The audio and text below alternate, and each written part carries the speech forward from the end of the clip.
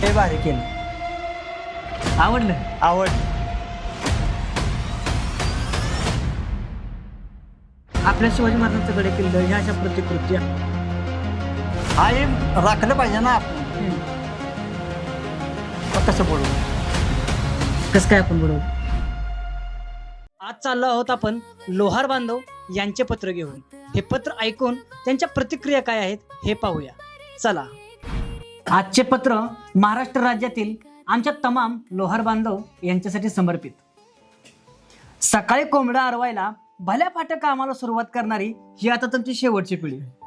अंगात दंडकी, इजार, लेंगा आणि डोक्याला टोपी घालून फाटक्या पोत्यावर मोरं, आयरन, भात्या आणि हातोडा घेऊन बसणारी ही आता तुमची शेवटचीच पिढी. तुमच्या खांद्याला खांदा लावून तुमच्या बिडारांनी पण या गरम भट्टीच्या झाडा जिंदगीभर खाल्ल्या.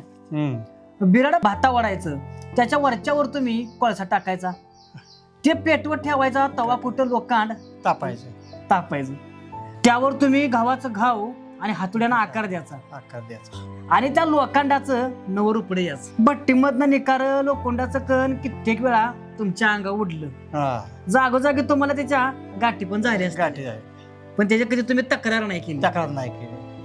अहो तापलेल्या लोखंडातनं तुम्ही विळा, कुऱ्हाड, खुरपी, नांगूर, फळा घडवलं आणि शेतकऱ्यांच्या हातातल्या अवजाराला तुम्ही जन्म दिला.